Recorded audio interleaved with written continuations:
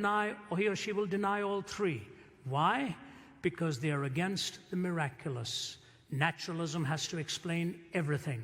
For the religionist of various spiritual worldviews, they will definitely deny at least one, if not two of them. The Christian affirms all of these, all three of them, and they are vitally important links in the storyline of the gospel. I've been in the ministry now exactly as long as RC has been, 40 years. And I can honestly tell you, the longer I am in this, and the more I'm privileged to defend it, even in front of some of the most hostile audience of the world, I'm more convinced than ever that we have the most beautiful story to tell, and a story that is rooted in truth and relevance, the twin feet on which we must always carry the wings of the gospel here. Beautifully reminding people of how we can soar with it, but when we land, we touch the feet with both ground, truth and relevance. Here's Paul in Acts 17. I've got three passages. I will read two of them. Acts 17, Luke 24, and 1 Corinthians 15. Luke 17, verse 24. Acts 17 and verse 24. The God who made the world and everything in it is the Lord of heaven and earth, and does not live in temples built by hands. He is not served by human hands as if he needed anything, because he himself gave all men life and breath and everything else. From one man he made every nation of men, that they should inhabit the whole earth, and he determined the time set for them and the exact places where they should live. God did this so that men would seek him and perhaps reach out for him and find him, though he's not far from each one of us. For in him we live and move and have our being. As some of your poets have said, we are his offspring. Therefore, since we are God's offspring, we should not think that the divine being is like gold or silver or stone, an image made by God's design and skill. In the past, God overlooked such ignorance, but now he commands all people everywhere to repent, for he has set a day when he will judge the world with justice by the man he has appointed. He has given proof of this to all men by raising him from the dead. Between the bookends of creation and the resurrection, he tells the story how God ordained all of this.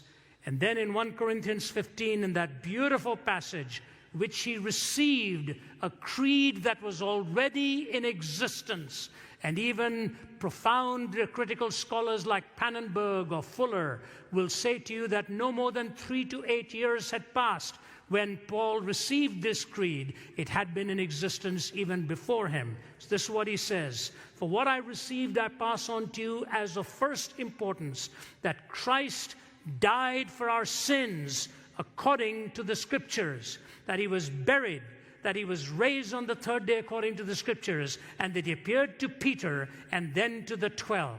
After that, he appeared to more than 500 of the brothers at the same time, most of whom are still living, though some have fallen asleep. Then he appeared to James, then to all the apostles, and last of all, he appeared to me also, as to one abnormally born." Powerful passage of Scripture here in 1 Corinthians 15, that descriptive passage of what the resurrection is all about and the particulars. So we move then between these three links as we get to the final thoughts of tonight's message. The first thing I want to remind you of this is that we are told, according to the Scriptures, prior to the resurrection story, that God is the author of human essence. God is the author in the essential nature of our humanity. We didn't come into being by accident. We just didn't suddenly appear unconceived or without any purpose in mind, but that God himself is the designer and brought us into existence.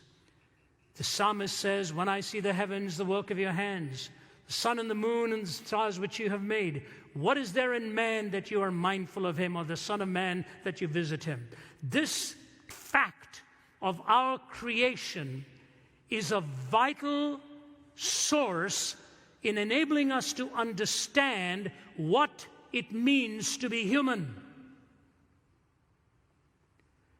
It's a vital source, giving us the generality of our essence created in the image of God.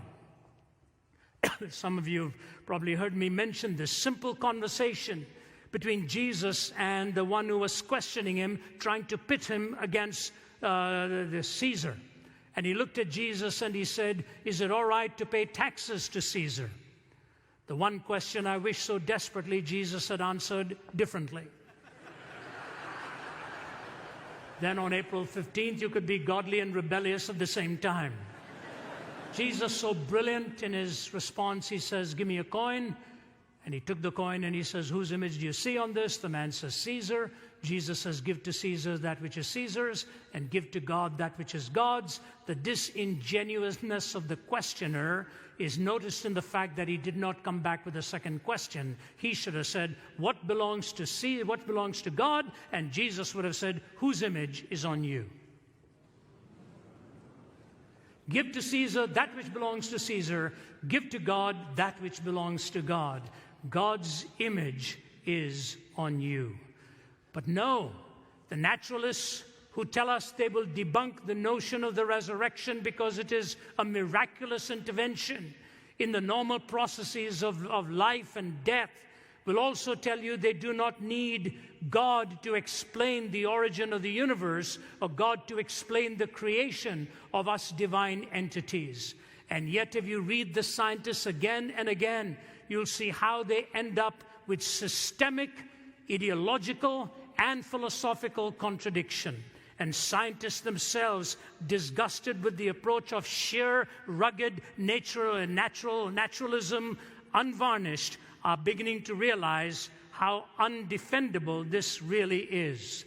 David Berlinski, who doesn't have a dog in this fight here, he's not a believer. In fact, he is an avowed skeptic. But when Richard Dawkins wrote his book, The God Delusion, David Berlinski responded with his devil's delusion. And on the inside flap of the cover, he says this: "Has anyone provided a proof for God's inexistence? Not even close. Has quantum cosmology explained the emergence of the universe or why it is here? Not even close. Have the sciences explained why our universe seems to be fine-tuned to allow for the existence of life? Not even close. Are physicists and biologists willing to believe in anything so long as it is not religious thought? Close enough. Has rationalism and moral thought provided us with an understanding of what is good, what is right, and what is moral? Not close enough. Has secularism in the terrible 20th century been a force for good? Not even close to being close. Is there a narrow and oppressive orthodoxy of thought and opinion within the sciences? Close enough. Does anything in the sciences or in their philosophy justify the claim that religious belief is irrational? Not even in the ballpark. Is scientific atheism a frivolous exercise in intellectual contempt? Dead on.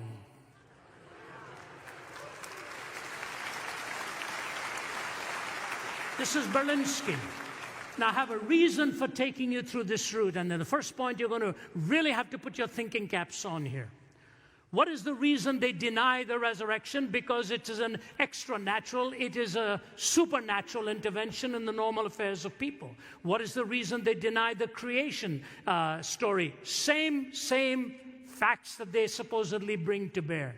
Now notice where they end up in their own convoluted philosophizing.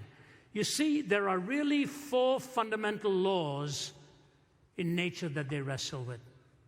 Law of gravity, the electromagnetic field, and the strong and the weak nuclear forces. The law of gravity, the electromagnetic field, the strong and the weak nuclear forces. They have to bring these together in some permutation and combination to explain how the universe even came into being. Now notice how the astronomers and how the physicists have wrestled with the conundrums. Here, for example, is Sir Frederick Hoyle, along with Chandra Wickramasinghe, who is a Sri Lankan scientist. Listen to what they say. In calculating the odds that all the functional proteins necessary for life might form in one place by random events, they come up with this figure of 1 chance in 10 to 40,000 of how these proteins can all come together. These are skeptics, Hoyle and Wickramasinghe. That's 1 followed by 40,000 zeros after it. 1 in 1 followed by 40,000 zeros. But then he goes on to say this, however, since there are only 10 to the power of 80 atoms in the entire known universe, and the chance of this happening is 1 in 10 to 40,000, they've concluded in these words, it is an outrageously small probability that could not be faced even if the whole universe consisted of organic soup. Now notice the next comment Hoyle makes. Life could not have originated here on Earth, nor does it look as though biological evolution can be explained from within an earthbound theory of life. Genes from outside this Earth are needed to drive the evolutionary process. This much can be consolidated by strictly scientific means, by experiment, by observation and calculation. What he's saying is, there is no way on Earth for this to have produced what we have. So what does he conclude? He goes with the panspermia theory. Do you know what that is? Spores were brought from another planet to seed the Earth in order to... That's Sir Frederick Hoyle. All right. Stephen Hawking. Listen to what he says.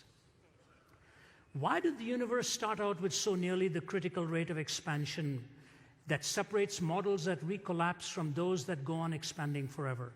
So that even now, 10 billion years later, it is still expanding at nearly the precise critical rate. If the rate of expansion 1 second after the Big Bang had been smaller by even 1 part in 1 quintillion, by 1 part in quintillion, I'm translating it from the British million, which is different to the US here, so he comes out here by 1 part in 1,000 million, which is 1 US quintillion, I think. The universe would have recollapsed before it ever reached the present state. So then he goes on to say this, even if there is only one possible unified theory, it would still be a set of rules and equations. What is it that breathes fire into these equations and makes a universe for them to describe? The usual approach of science of constructing a mathematical model cannot answer the questions of why there should be a universe for the model to describe, and why does the universe go to all the bother of existing at all. What place do we then have for a creator? Hawking. Francis Crick. Listen.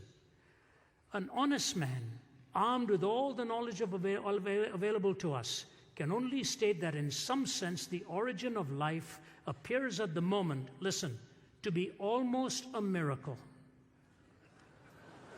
So many other conditions which would have had to have been satisfied to get it going. Prominent physicist James Trefel, and this I'll close that thought, in his book, Are We Alone in the Universe, says this, if I were a religious man, I would say that everything we have learned about life in the past 20 years shows that we are unique and therefore special in God's sight. If I were a religious man, that's what I would say. Instead, I shall say that what we have learned shows us that it matters a great deal what actually happens to us. So here you've got it.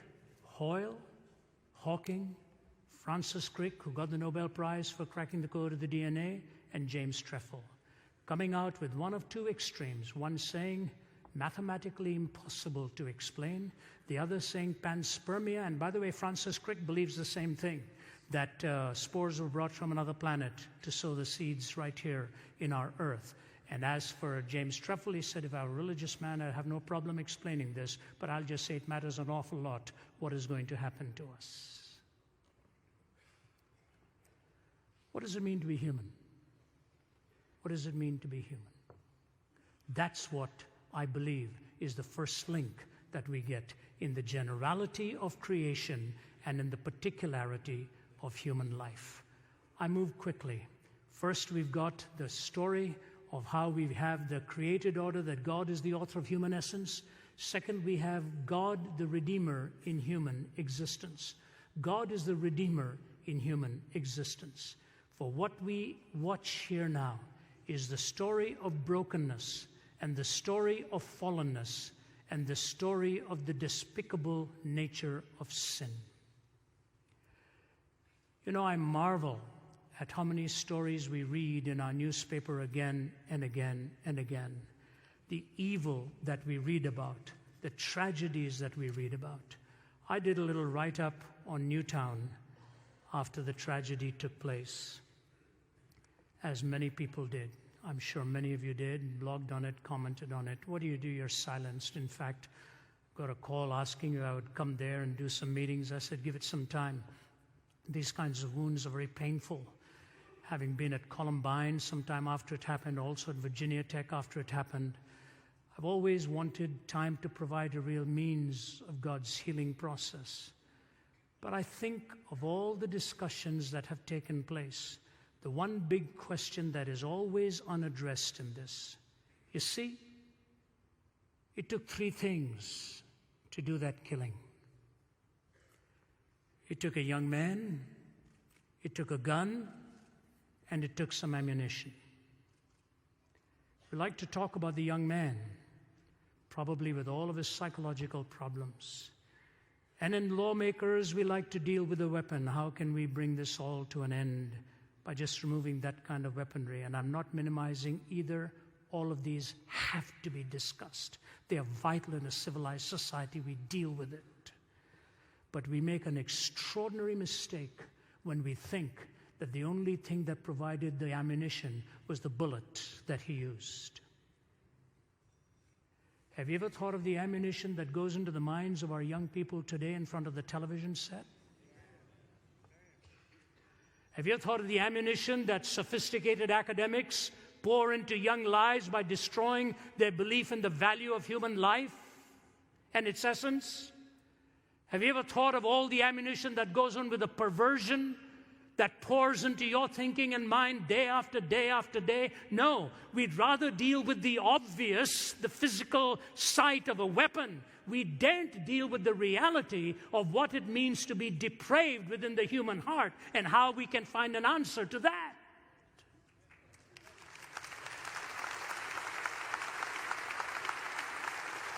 You see, here's the thing I want to say to you.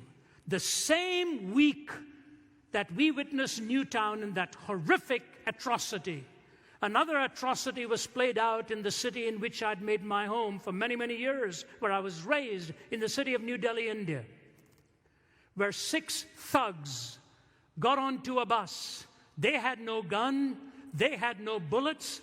They just took some iron rods and staffs and poles and battered a young woman to a point that she was so brutalized and plundered in her body that no hospital in India found within itself the resources to mend her body. They flew her to Singapore, and within a few days she lost her life. And the man she was with, I forget whether he passed away or what, he too was bludgeoned. 5 ordinary village-type people with no gun, with no bullets, ravaged a young woman like that, a beautiful young woman preparing to study psychotherapy, sent to an early grave.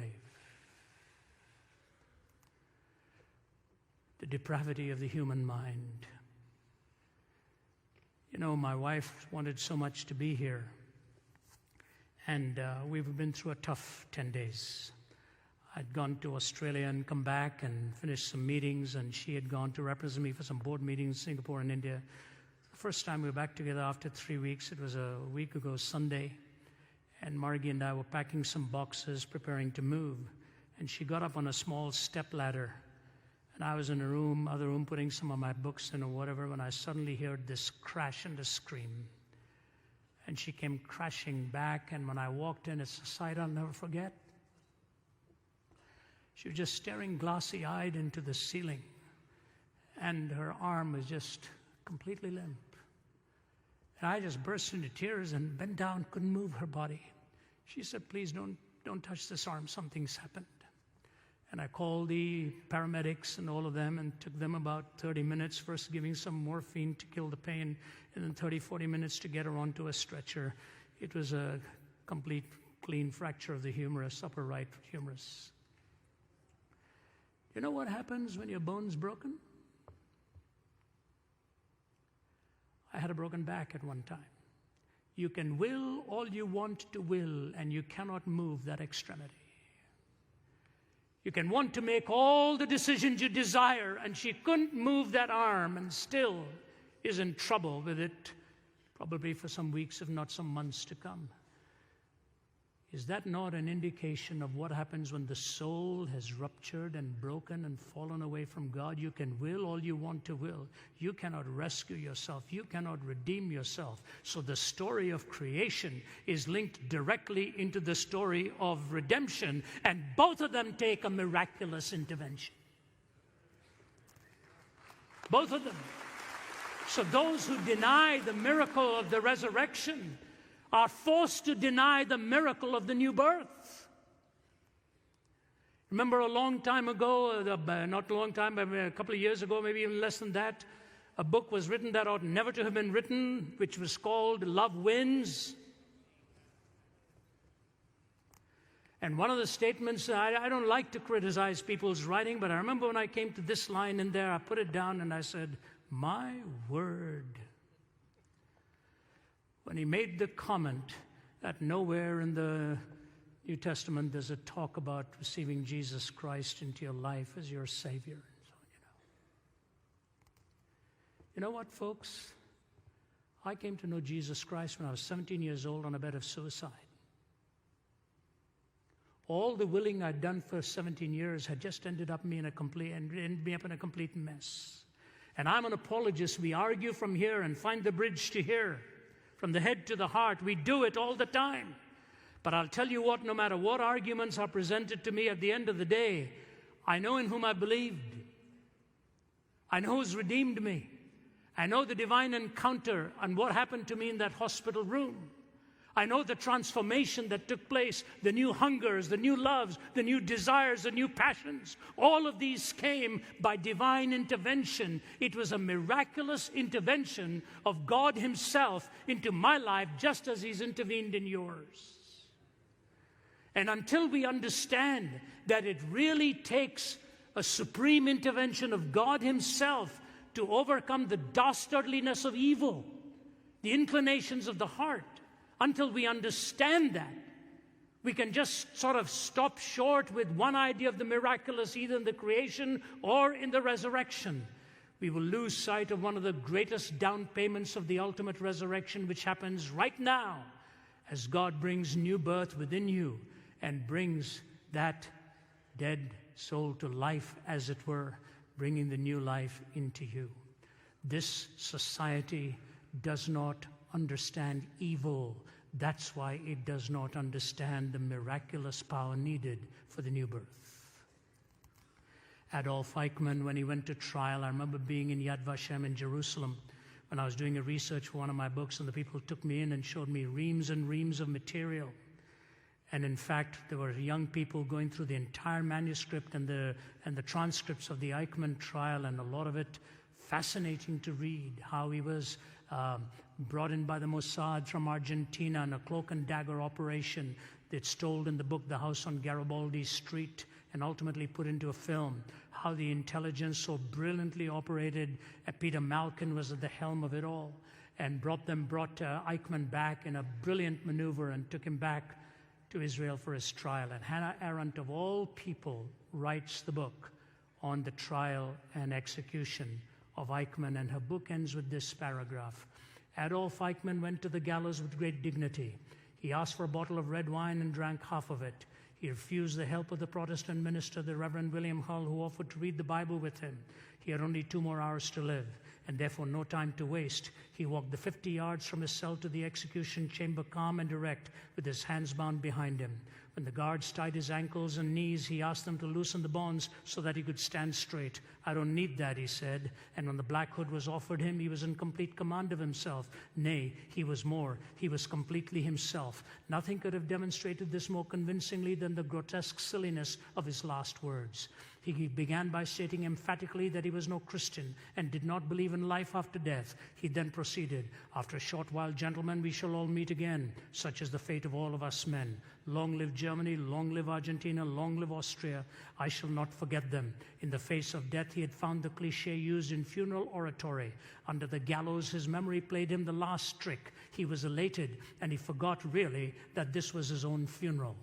It was as though those last minutes he was summing up the lesson that this long course in human wickedness had taught us, the lesson of the fearsome, word and thought-defying banality of evil. You trivialize evil, you trivialize the new birth. You trivialize the new birth, you will ultimately trivialize the created order. And these two links in the mind of the Apostle Paul were absolutely critical as he led to the resurrection. That God is the one who is really the creator of our human essence. He is also the redeemer of us in our human existence. And then he leads us to that final of all truths here. He tells us how God is really the hope from death's dominance. God is our ultimate hope from death's dominance, defines our essence, redeems us in our existence, and gives us the hope against death's dominance.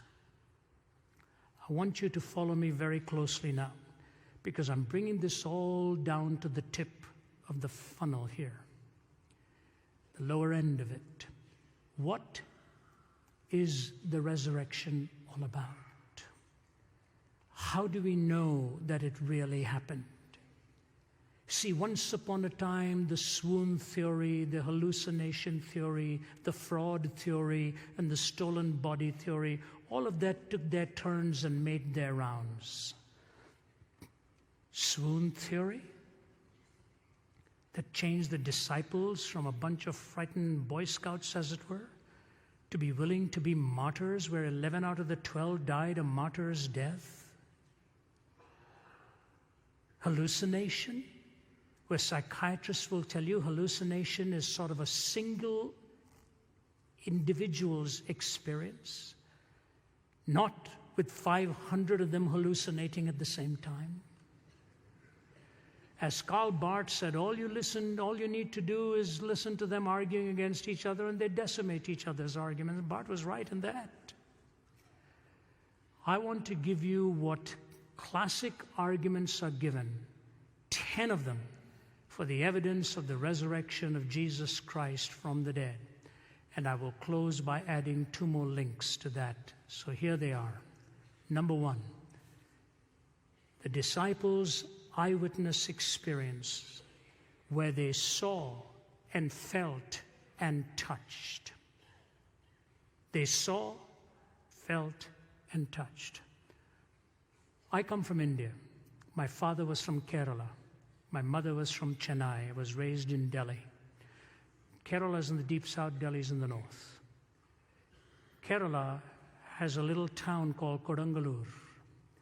It is the place where the Apostle Thomas first set foot on Indian soil. There is a huge amount of extra biblical material available on this. I researched it, I picked it up from people like the Venerable Bede to other well-known patristic fathers and so on who testified to Thomas going there. The oldest church in India is called the Martoma Church, named after him, after Thomas. And I ask you, why would a man have done what he did and paid with his spear-thrusted side? Because he said he would not believe until he saw and felt and touched.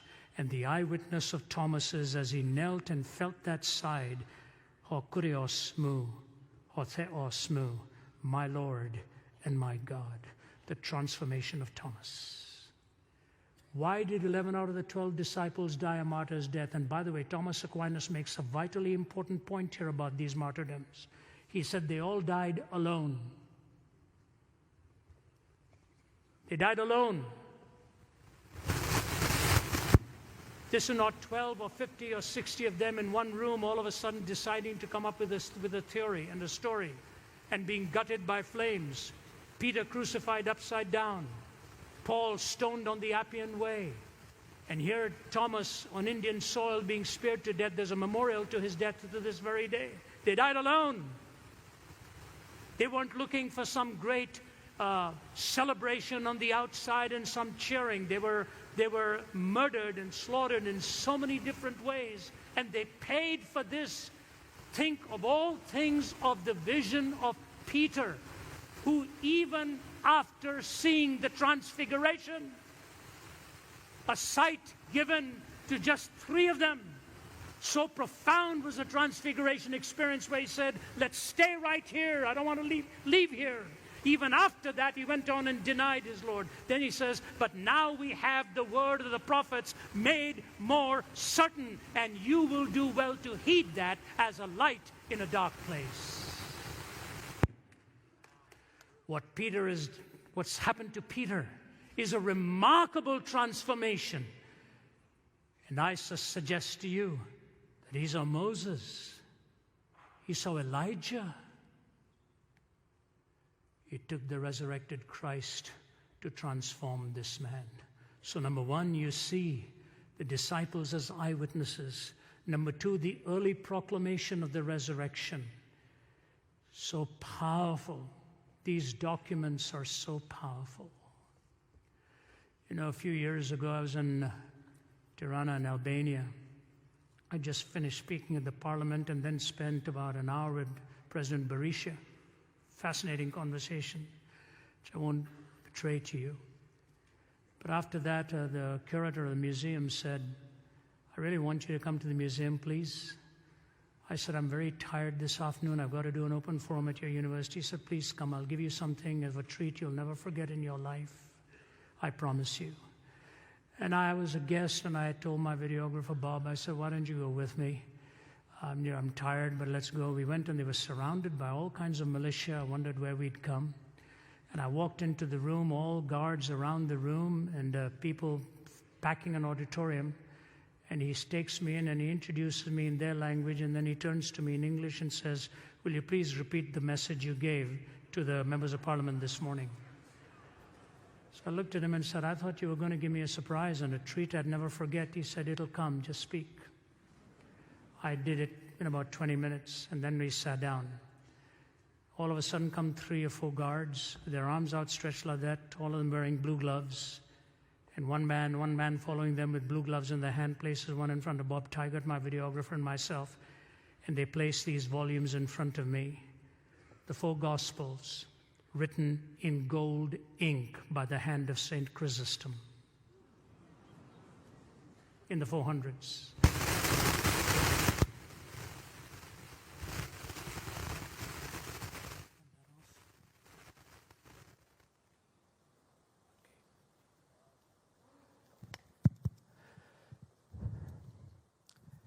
In the 400s, Ceausescu tried to burn them. Somebody hid them. And what you ended up as a result, preserved, perfect, perfectly justified. Why did men like that preserve these documents, willing to risk their entire life for you and for me? The early proclamation of the resurrection with the documents. 3, their transformation from fear to martyrdom is remarkable. Number 4, the empty tomb. Number 5, they proclaimed it in Jerusalem itself, where it all happened. Number 6, no contrary evidence when those would have desperately wanted to prove it wrong. All they would needed to have done is produce the body. Instead, Rome itself bent its knee to the message, the power of all that was happening.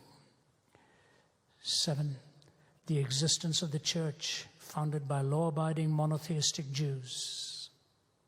8, the change of the day of worship to Sunday.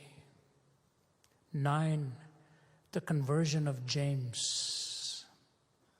10, the conversion of Saul of Tarsus. Number 1, eyewitness experiences. Number 2, early proclamation of the resurrection. Number 3, transformation of the disciples from fear to martyrdom. 4, the empty tomb. 5, they proclaimed it in Jerusalem itself, right where it happened. 6, no contrary evidence when those who wanted to prove it wrong would desperately have wanted to produce it. 7, the existence of the church founded by law-abiding monotheistic Jews. 8, the change of the day of worship to Sunday. 9, the conversion of James. 10, the conversion of Saul of Tarsus. I've already spoken to you about Peter and Thomas. Can I add just one more? Why on earth would they have first put the evidence in the mouths of women? Tell me. In a society where their word would not have counted in court. So if anybody is scheming this thing up, anybody is trying to create a scenario, that would be the last place they would have gone to find authority. It's just like my Lord,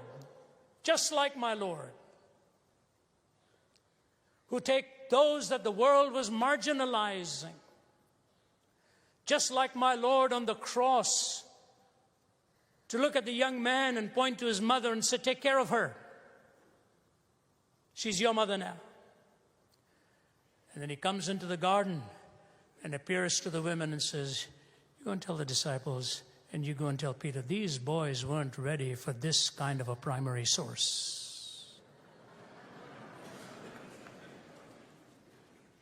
It's amazing. Absolutely amazing. Something else. Why would he have said he was going to bodily rise again when he could have hoodwinked them like other Eastern mystics and said, I'll spiritually rise again? How do you ever falsify something like that? How do you falsify it? Say, he's spiritually risen. He said he would bodily rise again. You know, I'm not kidding you when I tell you this. Take these 10 to 12 to 13 evidences and put it together and try and then defend the swoon theory, the fraud theory, the stolen theory. And I think Spong came up with what? Dogs ate the body, and the book came out, Spong was wrong. Anything Spong believes, I don't know where he comes up with. I think he lies in bed at night wondering, what weird idea can I come up with tomorrow morning? All these other theories. And I love what the Apostle Paul says. He says, and to me, the least of all, he says, one abnormally born. You know what he's talking about? One dragged out of the womb, unwilling to come out. And he goes and writes for us 1/3 of the New Testament and changes history as it was known then. And he says this, different to all the other disciples, that I may know him, the power of his resurrection. That I may know him, the power of his resurrection, and the fellowship of his suffering, being made conformable unto his death. Follow me. Every other disciple came the other way, through the cross to the resurrection. He came the reverse way, from the resurrection to the cross, that I may know him, the power of his resurrection, the fellowship of his suffering, being made conformable unto his death. Let me take you back. Creation, the general value of you as an essential person, the particularity of you as an individual. You see, many humans die every day. We can't mourn for all, but God gives us those special relationships. When we lose someone close to us, that particularity of that person becomes important for us to know whether the resurrection idea really is true and the fact of the resurrection is historically tenable, because then we'll see this loved one again, the hope. And then we go through the redemption, who brought the miracle of new birth into you and to me, from the miracle of creation to the miracle of the redemption to the miracle of the resurrection. Follow me carefully here. What goes on with the skeptic here? Please follow me. I don't know why I think up these things, but I do. You know, my wife and I celebrated 40 years of marriage last year. If salvation were by works, she will get to heaven just for having lived with me for 40 years. But thank God we'll get there by grace. Here's what I want to say to you. When it comes to natural law, the skeptic invokes the natural law as an absolute and will not allow for the miracle because it's an exception. He wants the absoluteness of that which is routine, repetitive, and will deny anything that is an exception because it invades his preconceived notions. So he holds on to the absolute in the created order and denies the miracle because it's an exception. When it comes to moral reasoning, he reverses that. He takes the exception in order to argue against what's normative. That alone ought to tell you what these boys are all about. They want an end game in sight. They want to get to the end without God. And so when it's convenient, they'll hold on to an exception. When it's inconvenient, they will deny an exception. So in the created order, they hold on to the absolute, deny the exception. On moral reasoning, they hold on to the exception to deny the absolute. That's the way it goes. That's the way it goes. I was with a professor of law of a very prestigious university. I'll close with that, end up with a couple of illustrations here, and I'll be through. If I named him or the position he held, all of you will know whom I'm talking about. But I was having coffee with him for 1 hour, total skeptic, before I lectured. This is not long ago. He said, you know, Ravi, when I was young, I had all the aspirations, and I was very conservative in my thinking, my values, my beliefs. Then I got into university and got everything the way I wanted it to go. And I became extremely liberal and jettisoned all my absolutes. And I became the chief legal counselor, and he named the person for whom he was the legal counsel. He said, you and I are sitting across this table now. You're in your 60s. I'm approaching 70. He said, I'm back to my conservative way of thinking and wondered where all the years went that I squandered in debunking absolutes and debunking all those notions. He said, you know, friend, I want to tell you something. If there is an answer, I'm coming more and more to the conviction it'll have to be in Jesus Christ. I know of no other. He writes to me, he writes to my colleague in Oxford, John Lennox. Why?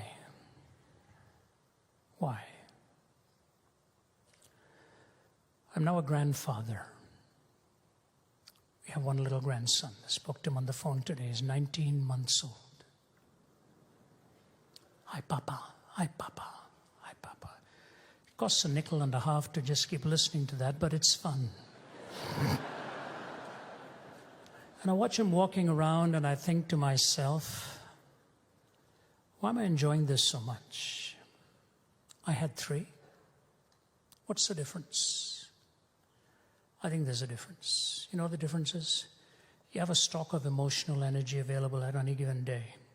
When you have your own, you're spending all of that in care, responsibility, worry, provision, all that kind of stuff. You've got very little left to really enjoy it. Now, when it comes second time around, somebody else is spending all the emotional energy on running around doing this and this. You've got all of this energy to enjoy it.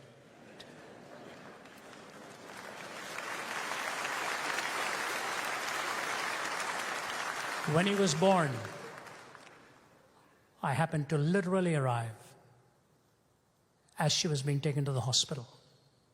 I got to the hospital and saw the first sight of the baby coming and being placed on the mother's breast, my little daughter Naomi, and the husband Drew standing there.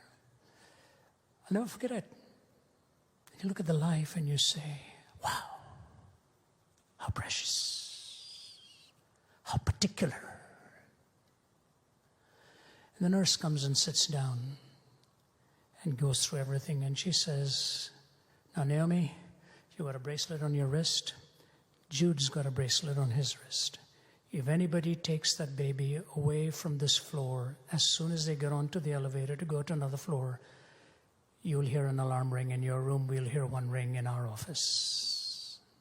And my daughter's face fell.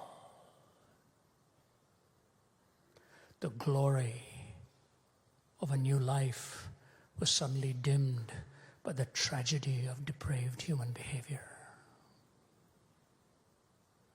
And one day, we'll all come to that moment of being called home. And the Apostle Paul says, behold, I tell you a mystery. We shall all not sleep, but we shall all be changed in the moment, the twinkling of an eye, at the last trumpet.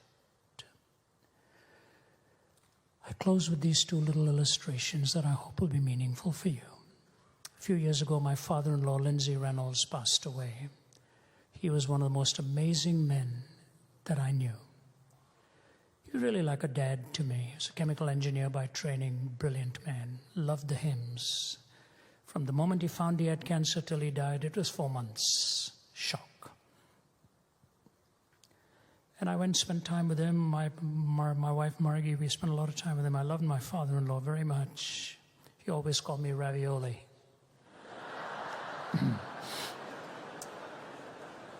He never had a son.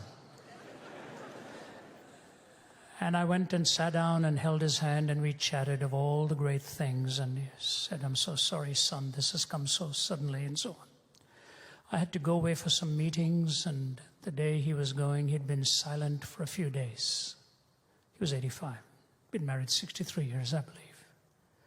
He'd been silent, shriveled down to a bag of bones. Didn't say a word.